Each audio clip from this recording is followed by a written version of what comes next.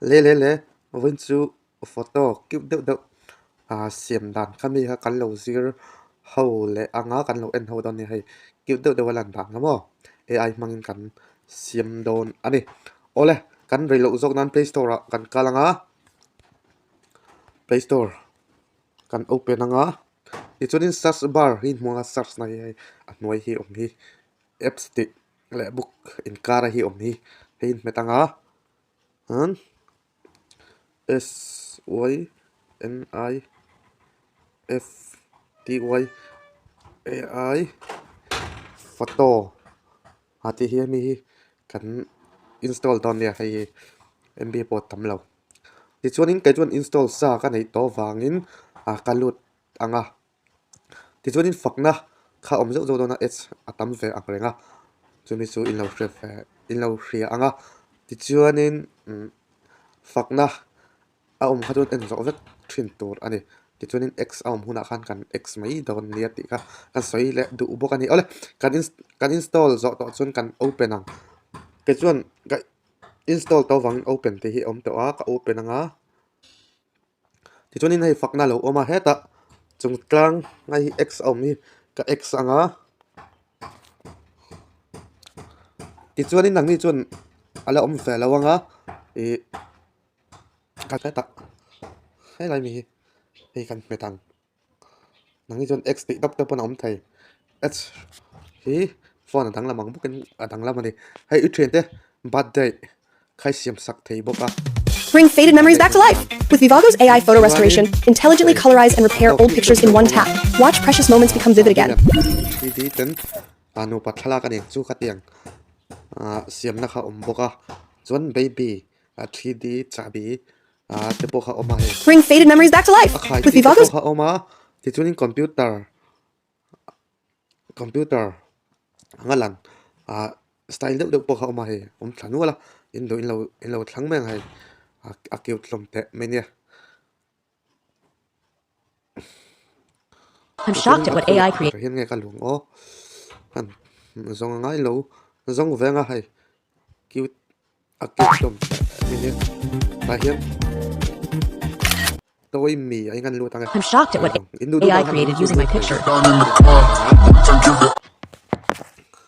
thì cho nên có ít tăng thì hiện anh gallery mi kha alo lang anga thì cho nên cả tụ ber kha cả thang don ta cả tụ ber cả thang don tai lo ni ta se connect anga thì chuan hi in du in thlang thea asai sai ju chỉ ta in ka thanga chỉ chuan continue nè lại om lại boka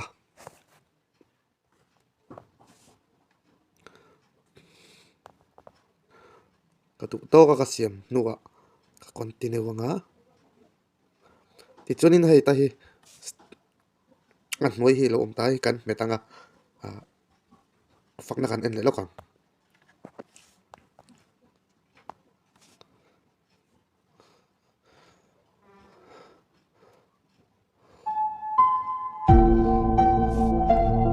cho nên hẹn ngồi đi video này rồi nè cặp bọc rồi nè es pati itu emang kakak kita itu cặp bọc rồi thì cho nên x kan met kita x kan met tanga alem kop mai tiếng hin ta pa kop mai chỉ chuan kan save du chuan này lại tiếng này kan save phẳng thì chuan in phak na kan en le lokang kan save don kan it's pingan met lenga How to get Ultra HD results. Pani it's pani en zo tur om le tiếng kan lo ngak le ang ka pa zo zo don ka ti kha ka video ri lu tuk don ka zo le ta ka exang kan zo to ti han gallery an save nge save lo kan enang kan be kang tarang hian ti chuan ka gallery in ka kalang ha ta hi alo om ta he khati zong kha ani ai lo siam ve nga kiu teu do in lo chu in photo te an thlak te in lo chu ve le vek to ni ti ka soi tu ani ole kalome ti chuan like le comment kha milo pek sak ve le ram ram don ya share nen ti kha kan lo soi le ani chu ole kalome